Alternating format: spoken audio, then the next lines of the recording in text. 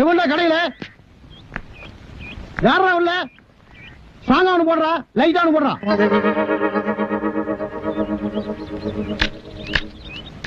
இதுல யாருக்குடா strong யாருக்குடா light?